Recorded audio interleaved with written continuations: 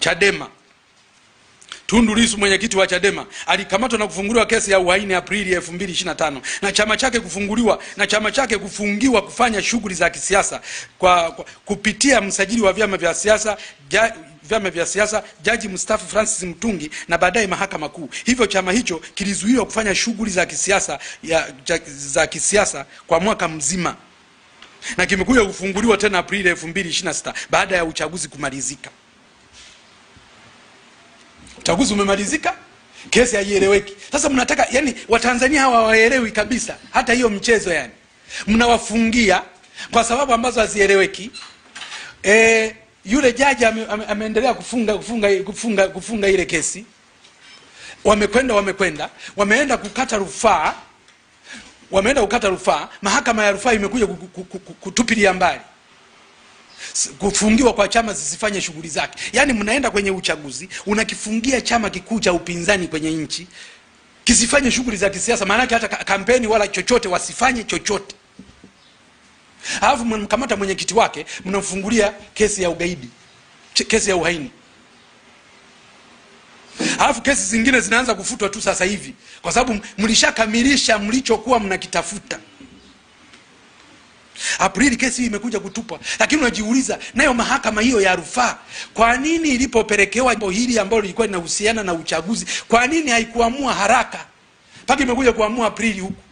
Kwa nini hakuamua huko Septemba huko?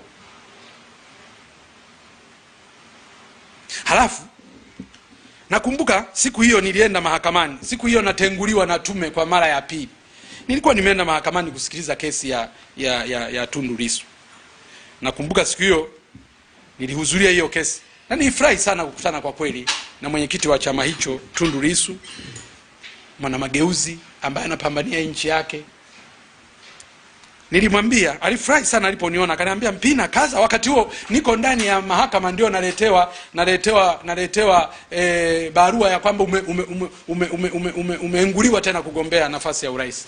Kwa hiyo aliponiona, kwa sababu naye anapata taarifa, aliponiona tu akasema, Mpina kaza kabisa, be strong. Na mimi nilimwambia, najua unashtakiwa kwa tuhuma za uongo, lakini yana mwisho haya. Sasa hawa wananchi wote mnataka watafurahi mambo hayo, mnawafanyia hayo, alafu mnasema tulikuwa na uchaguzi. Uamuzi wa zuio la kufungia chama cha Chadema kilitolewa chini ya Jaji Hamidu Mwanga, umekuja kufutwa na mahakama ya rufaa Aprili 16, 2026. Huu ni ushahidi wa wazi kuwa chama hicho kilionewa kisishiriki katika kinyang'anyiro cha uchaguzi mkuu wa 2025. Pia viongozi wengine wa Chadema walikamatwa kwa kusingiziwa makosa mbalimbali na wengine kulazimika kukimbilia nje ya nchi. Sasa mazingira ya uchaguzi yaliyokuwepo ni nini? Moja, zilitokea dosari kubwa katika uandikishaji wa kupiga kura, kuhesabu kura, kutangaza matokeo na hata uhalali wa tume huru ya uchaguzi yenyewe.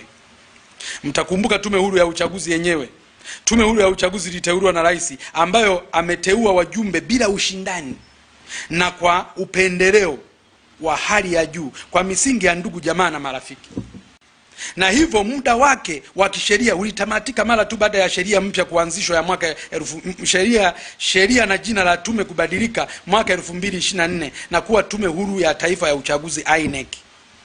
Lakini waliruhusiwa kusimamia uchaguzi wakiwa hawana sifa kisheria. Hii ni kinyume na kifungu cha 5(1), 2, 5 kifungu kidogo cha kwanza na cha pili A na B cha sheria ya Tume Huru ya Taifa ya Uchaguzi ya mwaka 2024, ambapo inataka wajumbe wa Tume Huru ya Uchaguzi wapatikane kwa njia ya ushindani na kwa kuomba nafasi hizo kufanyiwa usaili. Sheria inataka wajumbe wa tume wapatikane kupitia usaili, wapatikane kupitia ushindani. Sheria mpya, hawa walikuwa wanaitwa neki.